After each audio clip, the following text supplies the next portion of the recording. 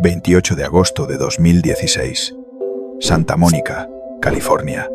11º piso de un edificio exclusivo frente al mar. Las 11:15 de la mañana. El personal de limpieza entra a una suite y encuentran un cuerpo. Un hombre de 66 años, tendido en el suelo junto a la cama. Sin pulso, sin respiración. La ambulancia llega en minutos.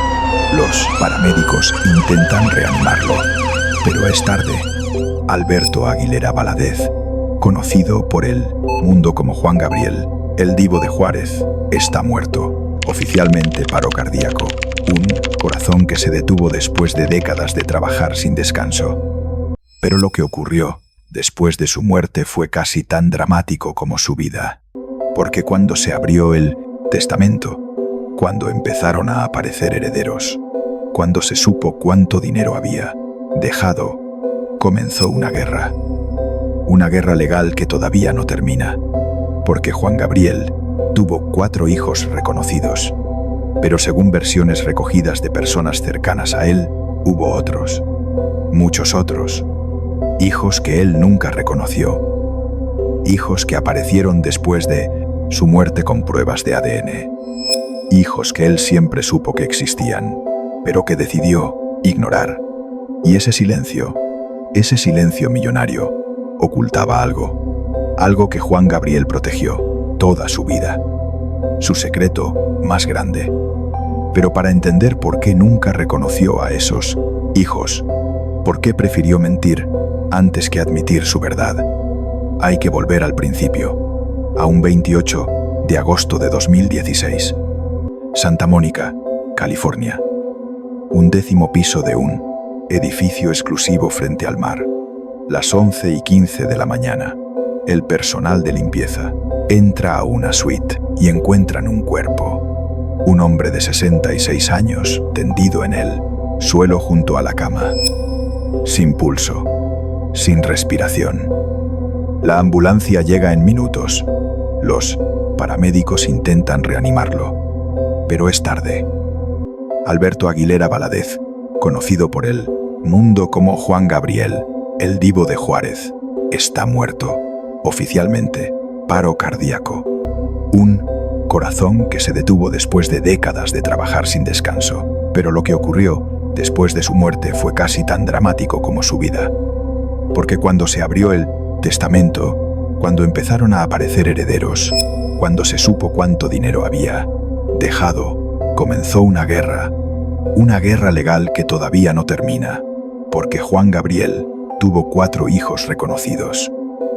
Pero según versiones recogidas de personas cercanas a él, hubo otros, muchos otros, hijos que él nunca reconoció, hijos que aparecieron después de su muerte con pruebas de ADN, hijos que él siempre supo que existían, pero que decidió ignorar. Y ese silencio millonario, ocultaba algo que Juan Gabriel protegió toda su vida, su secreto más grande. Pero para entender por qué nunca reconoció a esos hijos, por qué prefirió mentir antes que admitir su verdad, hay que volver al principio, a un niño abandonado que se convirtió en el cantante más importante de México y que pagó el precio de la fama con soledad, con mentiras y con un armario cerrado que nunca pudo abrir. En vida, Alberto Aguilera Valadez nació el 7 de enero de 1950 en Parácuaro, Michoacán. No en un hospital, en una casa de adobe. Su padre, Gabriel Aguilera, era campesino, alcohólico, violento. Su madre, Victoria Valadez, era maestra rural, una mujer fuerte que criaba a 10 hijos con lo poco que había. Alberto fue el último, el más pequeño, y desde niño fue diferente. No le gustaba el trabajo del campo, no le gustaba el fútbol, le gustaba cantar, le gustaba bailar. Y en Parácuaro, en los años 50, un niño que canta y baila no es visto con buenos ojos, es visto como raro, como afeminado. Y su padre lo sabía y lo odiaba por eso. Gabriel Aguilera intentó hacer de Alberto un hombre a golpes, a gritos. Pero no funcionó. Alberto seguía cantando. Seguía siendo diferente. Y cuando Alberto tenía 5 años, su padre enloquece. Completamente. Según versiones familiares recogidas años después, Gabriel empezó a tener episodios psicóticos, alucinaciones, delirios. Creía que lo perseguían. Y una noche intentó matar a Victoria. La atacó con un cuchillo. Los vecinos intervinieron y Gabriel fue internado en el Hospital Psiquiátrico de Morelia. Ahí moriría años después, sin que Alberto lo volviera a ver. Y ese abandono, ese padre loco que lo odiaba, por ser quien era, marcaría a Alberto para siempre. Porque aprendió algo muy temprano. Aprendió que mostrar tu verdad puede costarte todo. Puede costarte tu familia, tu seguridad, tu vida. Victoria se quedó sola con 10 hijos, sin dinero, sin apoyo, y tuvo que tomar decisiones. Decisiones que nadie quiere tomar. Repartió a sus hijos. A algunos los mandó con familiares, a otros con familias que pudieran mantenerlos. Y a Alberto, de 8 años, lo mandó a un internado en Ciudad Juárez. El tribunal para menores, un lugar que no era escuela. Era reformatorio, para niños sin padres, para niños problemáticos, para niños que nadie quería. Y ahí Alberto pasó su infancia, durmiendo en literas con 30 niños más, comiendo lo que le daban, trabajando en los talleres del internado, pero también fue ahí donde aprendió a sobrevivir y donde descubrió que su voz era su salvación. Cantaba en las noches para los otros niños, canciones que escuchaba en la radio, y los niños lo escuchaban. Y por un momento, en ese lugar horrible, había algo de belleza, algo de esperanza. Y Alberto se aferraba a eso, a la idea de que si cantaba lo suficientemente bien, si lograba salir de ahí, tal vez podría tener otra vida, una vida donde no fuera el niño abandonado, el niño raro, el niño que su padre quiso matar. A los 13 años, Alberto escapó del internado. Se fue a vivir a las calles de Ciudad Juárez, dormía en parques, comía lo que encontraba y cantaba. Cantaba en cantinas, en bares, en cualquier lugar que le diera unos pesos. Y fue en una de esas cantinas, el Noa Noa, donde conoció a alguien, un hombre mayor, un empresario local. Y ese hombre se interesó en Alberto, no solo en su voz, en él. Y Alberto, que tenía 14 años, que no tenía a dónde ir, que no tenía a nadie, aceptó lo que ese hombre le ofrecía: protección, comida, un lugar donde dormir, a cambio de compañía, a cambio de silencio.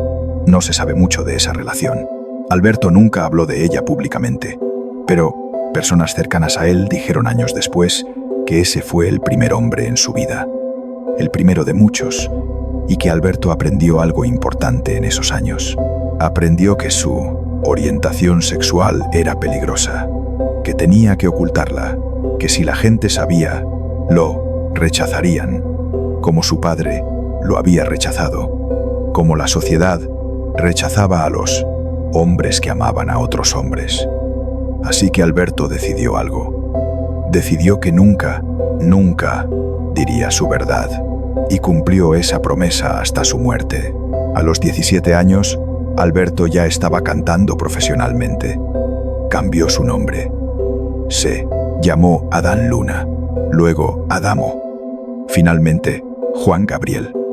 Juan, por el padre que lo abandonó. Gabriel, por el padre que enloqueció. Un homenaje a los hombres que lo destruyeron, o tal vez una forma de apropiarse de ese dolor y convertirlo en arte. Juan Gabriel empezó a componer canciones sobre desamor, sobre abandono, sobre amor no correspondido. Y la gente las escuchaba y lloraba, porque Juan Gabriel no cantaba con técnica perfecta, cantaba con dolor real, con verdad. Y eso no se puede fingir. 1971. Juan Gabriel graba su primer disco, El alma joven. Y en ese disco hay una canción, No tengo dinero, que se convierte en hit. De repente, Juan Gabriel no es solo un cantante de bares, es una estrella. Tiene 22 años y el mundo se abre frente a él. Pero con la fama llega la presión de ser lo que el público espera. Y el público mexicano, en los 70, no acepta hombres homosexuales. No, acepta la ambigüedad. Quiere machos, quiere hombres con esposas, con hijos, con familias tradicionales. Y Juan Gabriel sabía que si admitía su verdad, su carrera terminaría. Así que construyó una mentira que duraría 45 años. 1975. Juan Gabriel presenta a Laura Salas, una mujer 20 años mayor que él, y dice que es su novia. La prensa lo celebra. Por fin, Juan Gabriel tiene una mujer. Por fin es normal. Y pocos años después, Laura tiene un hijo, Iván, y Juan Gabriel dice que es su hijo. Luego viene otro, Abriel, luego Joan, luego Hans, 4 hijos, en total, todos con Laura Salas. Y Juan Gabriel los presenta como sus hijos biológicos. Los lleva a eventos, los muestra en fotos, y la prensa lo aplaude. Miren, Juan Gabriel es padre, es hombre de familia. Todos los rumores sobre su sexualidad quedan desmentidos, porque un hombre con 4 hijos no puede ser homosexual. O eso creía la gente en esa época. Pero la verdad era otra.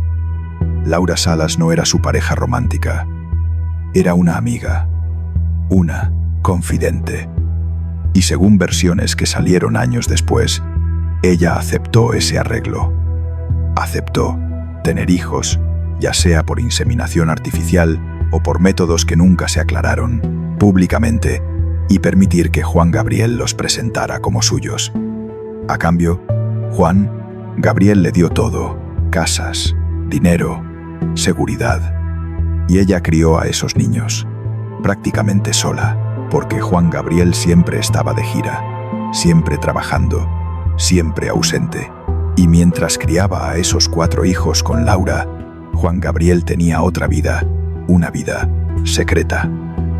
Vivía en California, en mansiones escondidas, y tenía parejas, hombres, siempre hombres, pero nunca públicamente, siempre en la sombra, siempre con miedo, porque si la verdad salía, todo se derrumbaría. Su carrera, su imagen, su legado. Así que vivió en 2 mundos. El mundo público, donde era el cantante mexicano con esposa e hijos, y el mundo privado, donde era un hombre gay que amaba a otros hombres, pero no podía admitirlo, y esa doble vida tuvo consecuencias, porque durante esos años, según versiones recogidas de personas que lo conocieron, Juan Gabriel tuvo relaciones con varias mujeres también, no por amor, sino por necesidad, por mantener la imagen, por demostrar que era heterosexual. Y de algunas de esas relaciones nacieron hijos. Hijos que él nunca reconoció. Hijos que crecieron sabiendo quién era su padre, viendo su cara en televisión, escuchando sus canciones, pero sin poder acercarse a él, sin poder decir, soy hijo de Juan Gabriel, porque él lo negaba. Una y otra vez. 1992. Una mujer de Michoacán, Guadalupe González, presenta una demanda.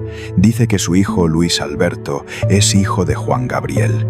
Dice que tuvieron una relación a mediados de los 80, que Juan Gabriel le prometió matrimonio, que la dejó embarazada y que luego desapareció.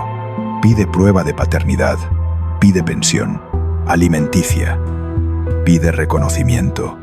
Juan Gabriel niega todo. Sus abogados presentan documentos. Dicen que es imposible, que Juan Gabriel estaba con Laura Salas, que tiene 4 hijos con ella, que esta mujer es una oportunista. El caso va a juicio. Y después de meses de batalla legal, se resuelve. La demanda es rechazada, no porque Juan Gabriel probara que no era el padre, sino porque los abogados encontraron tecnicismos, porque había dinero de por medio, mucho dinero. Y el dinero, en México, compra justicia. Pero Guadalupe no fue la única. Según investigaciones periodísticas realizadas después de la muerte de Juan Gabriel, hubo al menos otros 3 casos similares. Mujeres que dijeron ser madres de hijos suyos. Mujeres que fueron silenciadas con acuerdos extrajudiciales, con dinero, con amenazas, con la promesa de que si hablaban, si insistían, sus hijos nunca serían reconocidos. Y esas mujeres aceptaron, porque no tenían recursos para pelear contra un imperio, contra abogados caros, contra un sistema que protege a los ricos y famosos. Y también estaban los otros hijos, los que nadie menciona, los hijos de sus relaciones con hombres. Porque según versiones recogidas de personas del círculo íntimo de Juan Gabriel, él ayudó a parejas homosexuales a tener hijos, donó esperma, facilitó adopciones, y algunos de esos niños crecieron sabiendo que Juan Gabriel era, de alguna forma, su padre, pero nunca legal, nunca oficial, siempre en secreto, porque reconocer a un hijo, producto de una relación homosexual en México, en los años 80 y 90, era imposible. Era social y legalmente imposible. Entonces, ¿cuántos hijos tuvo realmente Juan Gabriel? Nadie lo sabe con certeza. Él reconoció 4, pero después de su muerte, han aparecido al menos 6 personas más, reclamando paternidad. 6 que tienen el valor de hacerlo públicamente. ¿Cuántos más hay que no se atreven? ¿Cuántos están ahí fuera, sabiendo la verdad, pero guardando silencio, porque sus madres firmaron acuerdos de confidencialidad?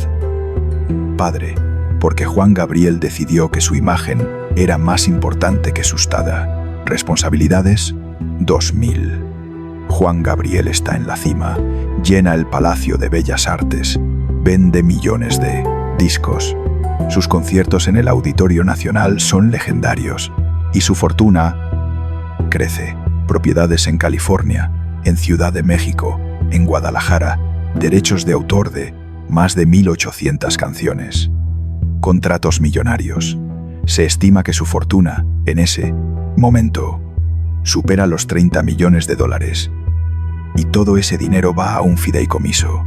Un fideicomiso que controla él, que protege él, y que según los documentos, está destinado a sus 4 hijos reconocidos, a Iván, Abriel, Joan y Hans. Los hijos con Laura Salas. Los otros no existen. Legalmente, no tienen derecho a nada, pero Juan Gabriel sabía. Sabía que había más hijos, sabía que los había abandonado, y, según personas cercanas a él, eso lo atormentaba, especialmente en sus últimos años, cuando la salud empezó a fallar, cuando los infartos llegaron, cuando se dio cuenta de que no era inmortal. Hubo intentos, según versiones recogidas de su círculo íntimo, de hacer algo, de dejar dinero para esos otros hijos, pero cada vez que lo intentaba, sus abogados lo detenían. Le decían que reconocer a otros hijos abriría la puerta a demandas, que cualquiera podría decir que era su hijo, que perdería control de su patrimonio. Y Juan Gabriel, que había construido su imperio con tanto esfuerzo, no podía permitir eso, así que eligió proteger su fortuna sobre proteger a sus hijos no reconocidos. Elección condenó a esos niños a crecer sin apellido, sin herencia, sin siquiera el reconocimiento de que existían. 2011. Juan Gabriel sufre un infarto mientras actuaba en el Auditorio Nacional. Lo hospitalizan, le hacen cirugías, y por un momento parece que no sobrevivirá, pero sobrevive y regresa a los escenarios. porque Juan Gabriel no sabía vivir sin cantar. Cantar era su identidad, su escape, la única forma en que podía expresar lo que realmente sentía. Y en esos últimos años, sus canciones cambiaron. Se volvieron más melancólicas, más reflexivas. Cantaba sobre pérdidas, sobre arrepentimientos, sobre amores que nunca pudo vivir abiertamente. Y el público lo sentía. Sentía que algo había cambiado en él, que había una tristeza nueva, una tristeza que no venía del personaje, sino del hombre. Agosto de 2016. Juan Gabriel está de gira. México es todo se llama.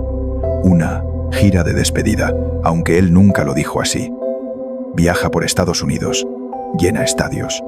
Su último concierto es en el Fórum de Los Ángeles el 26 de agosto. Canta durante 3 horas.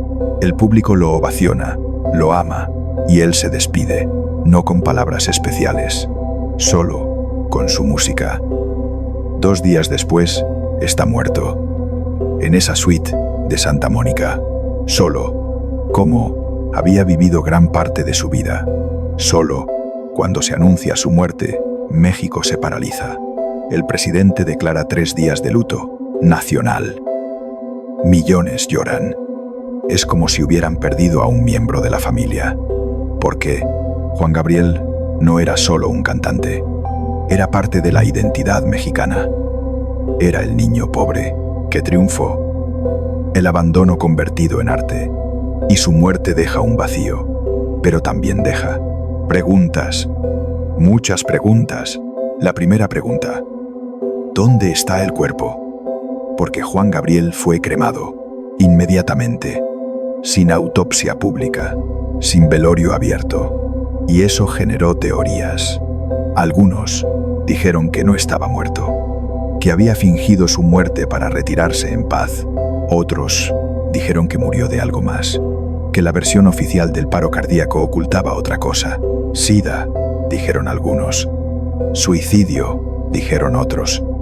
Pero nunca se comprobó nada, porque no hubo autopsia independiente. Solo el certificado de defunción firmado por médicos en California y las cenizas entregadas a su familia. La segunda pregunta: ¿dónde está el dinero? Porque cuando se abrió el testamento, fortuna de Juan Gabriel era mucho menor de lo esperado. $30 millones se había estimado. Pero en el testamento solo aparecían propiedades valoradas en unos 10 millones. ¿Dónde estaban los otros 20 millones? Cuentas en el extranjero, inversiones ocultas, dinero dado en vida a personas que él quería proteger. Sus 4 hijos reconocidos contrataron investigadores, auditores, abogados y empezaron a buscar. Y descubrieron algo. Descubrieron que Juan Gabriel había estado transfiriendo dinero durante años a cuentas en Suiza, en Islas Caimán, a nombres que no reconocían. Y ahí comenzó la sospecha. ¿Tenía Juan Gabriel otros hijos? ¿Les estaba dejando dinero en secreto? ¿O había otras personas en su vida que importaban más que su familia oficial? Y entonces empezaron a aparecer los herederos no reconocidos. El primero fue Luis Alberto Aguilera González, el hijo de Guadalupe, la mujer que demandó en los 90. Luis Alberto tenía ahora 32 años y tenía algo que antes no tenía: dinero para abogados, y exigió prueba de ADN. Pero hay un problema: Juan Gabriel está muerto, cremado. No hay cuerpo para comparar. Así que Luis Alberto demandó a los 4 hijos reconocidos. Pidió que ellos se sometieran a pruebas de ADN para comparar, para ver si hay relación genética. Y si la hay, entonces Luis Alberto podría probar que es hermano de ellos. Y por lo tanto, hijo de Juan Gabriel. Los 4 hijos se negaron. Sus abogados dijeron que no había obligación legal, que Luis Alberto no tenía derecho a exigir eso, que su padre ya había negado la paternidad en vida, y que eso debía respetarse. Pero Luis Alberto no se rindió. Apeló. Llevó el caso a instancias superiores. Y en 2018, un juez dictaminó algo importante. Dictaminó que los hijos reconocidos debían someterse a la prueba, porque había evidencia suficiente para dudar, porque había testimonios, porque había fotos de Juan Gabriel con Guadalupe, porque había inconsistencias en la versión oficial. Así que las pruebas se hicieron, y el resultado llegó en 2019. Positivo. Luis Alberto Aguilera González es hijo biológico de Juan Gabriel. Comparte ADN con Iván, Abriel, Joan y Hans. Es su hermano y, por lo tanto, tiene derecho a herencia. La noticia explotó. Si Luis Alberto era hijo de Juan Gabriel, ¿cuántos más había? Y entonces aparecieron otros.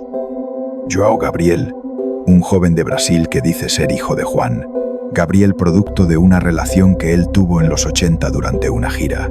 Presenta fotos, cartas y pide prueba de ADN. Luego aparece una mujer de Guadalajara, Estela García, que dice que su hija de 30 años es hija de Juan Gabriel, que él lo sabía, que le daba dinero en secreto, que le mandaba regalos, pero que le pidió que nunca lo hiciera público, que esperara a que él muriera, y ahora que está muerto, ella quiere que su hija sea reconocida.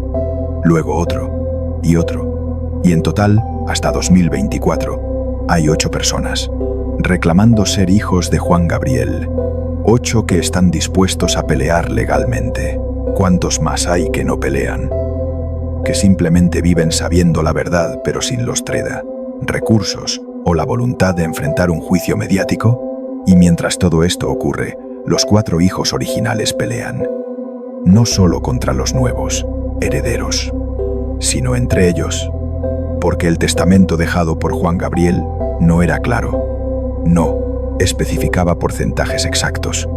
No dejaba instrucciones claras sobre el fideicomiso. Y cada uno de los 4 hijos tiene su propia interpretación.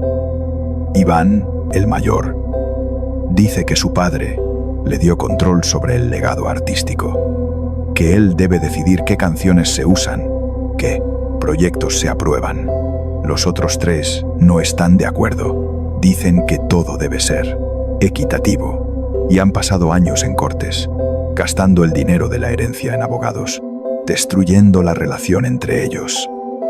Exactamente lo que Juan Gabriel habría odiado, porque Juan Gabriel, a pesar de todo, amaba a sus 4 hijos reconocidos. Los crió, pasó tiempo con ellos, les enseñó música, quería que fueran músicos, que continuaran su legado. Y ahora esos 4 hijos están peleando en cortes, insultándose en entrevistas, demandándose mutuamente. Y el legado de Juan Gabriel, las 1800 canciones que escribió, los conciertos legendarios, todo eso está manchado por esta guerra familiar, por esta batalla legal que no termina, y que tal vez nunca termine, porque cada año aparece alguien nuevo, alguien más que dice ser hijo, y la incertidumbre crece. Y aquí está la pregunta central. ¿Por qué Juan Gabriel no reconoció a todos sus hijos? ¿Por qué permitió que algunos crecieran sin apellido? La respuesta es compleja.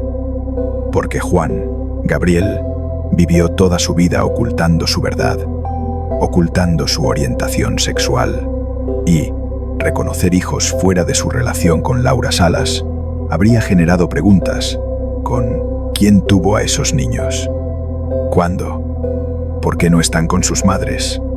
Y Juan Gabriel no podía responder esas preguntas, porque responderlas habría revelado su doble vida, habría expuesto su secreto, y él no estaba dispuesto a hacer eso. Prefirió vivir en la mentira, prefirió negar a sus propios hijos antes que admitir quién era realmente, y esa decisión tuvo consecuencias, no solo legales, sino humanas. Porque esos niños crecieron sabiendo que su padre era famoso, que tenía dinero, que podría haberlos ayudado, pero que eligió no hacerlo. Crecieron viendo sus conciertos en televisión, escuchando sus canciones en la radio y sabiendo que ese hombre que todo México amaba, ese hombre que lloraba en el escenario cantando sobre desamor, había desaparecido de sus vidas. Los había abandonado, como su padre lo abandonó a él, y el ciclo se repitió, porque esa es la tragedia de Juan Gabriel. No solo que ocultó su sexualidad, sino que en el proceso de ocultar su sexualidad, abandonó a sus hijos, a los hijos que no encajaban en su narrativa pública. Y cuando murió, cuando ya no podía defenderse, cuando la verdad empezó a salir, su legado quedó manchado, no por su música sigue siendo hermosa, sigue conmoviendo, sino por su humanidad, por sus decisiones, por su cobardía, porque se necesita coraje para vivir tu verdad. Y Juan Gabriel no lo tuvo. Tuvo talento, tuvo éxito, tuvo dinero, pero no tuvo coraje. Y ahora, casi 10 años después de su muerte, seguimos descubriendo quién fue realmente. Y cada descubrimiento es más complicado, más doloroso, porque Juan Gabriel no fue solo víctima, también fue victimario. Fue el niño abandonado que abandonó a sus propios hijos. Fue el hombre que cantaba sobre amor mientras negaba el amor que sentía. Fue la estrella que iluminó a millones mientras vivía en oscuridad. Y esa contradicción, esa distancia entre la imagen pública y la realidad privada, es lo que hace su historia tan devastadora. Hoy, en 2025, la batalla legal sigue. Luis Alberto Aguilera González ya fue reconocido oficialmente como hijo y recibió parte de la herencia. Pero los otros casos siguen abiertos. João Gabriel sigue esperando su prueba de ADN. Estela García sigue peleando por su hija. Y cada año parece que aparece alguien más. Alguien nuevo que dice, yo también soy hijo de Juan Gabriel. Y tal vez todos dicen la verdad. O tal vez algunos mienten. Pero el problema es que nunca lo sabremos con certeza, porque Juan Gabriel se llevó la verdad a la tumba, o a las cenizas, y lo único que dejó fue un desastre legal, una fortuna dividida y una familia rota. Y si hay una lección en todo esto, es que el silencio tiene precio, que ocultar tu verdad no, solo te daña a ti. Daña a todos a tu alrededor, daña a tus hijos, a tus parejas, a la gente que te ama pero que no puede conocerte realmente. Y Juan Gabriel pagó ese precio, no con dinero, con soledad, con culpa, con la imposibilidad de ser padre completamente, porque estaba demasiado ocupado manteniendo una mentira que protegía su carrera, pero que destruía su humanidad.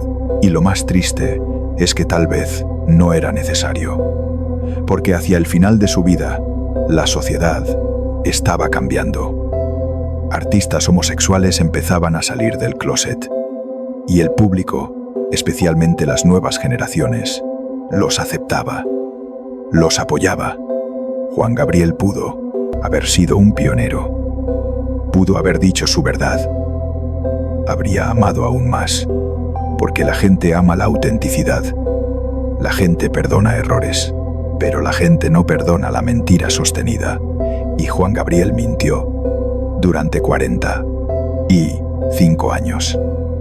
Y cuando la verdad comenzó a salir, después de su muerte, ya no podía explicarse. Ya no podía pedir perdón. Ya no podía abrazar a los hijos que nunca reconoció y decirles, lo siento. Y esos hijos, los no reconocidos, ¿qué sienten? Algunos están enojados, algunos están tristes, algunos solo quieren el dinero, pero la mayoría, según entrevistas que han dado, algunos de ellos solo querían reconocimiento. Solo querían que su padre dijera, sí, eres mi hijo, no por la herencia, sino por la identidad, por poder decir, soy hijo de Juan Gabriel, y que sea verdad, legalmente, públicamente. Pero Juan Gabriel les negó eso, y ahora tienen que pelear en cortes, con abogados, con pruebas de ADN, para conseguir algo que debería haber sido dado libremente: amor, reconocimiento, apellido Esta es la historia de Juan Gabriel, el Divo de Juárez, el cantante más importante de México, el hombre que escribió 1800 canciones y llenó estadios, pero también el hombre que tuvo hijos y los negó, que vivió una mentira, que protegió su imagen sobre proteger a su familia y que dejó, cuando murió, un desastre, un silencio millonario, porque el silencio le dio millones, pero le costó su humanidad, le costó relaciones, le costó hijos, le costó la posibilidad de vivir libre. Y al final, cuando estaba solo en esa suite de Santa Mónica, cuando su corazón se detuvo, ¿en qué pensó? ¿Pensó en sus canciones? ¿En sus canciones?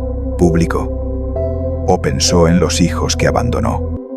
¿En los amores que nunca pudo vivir abiertamente?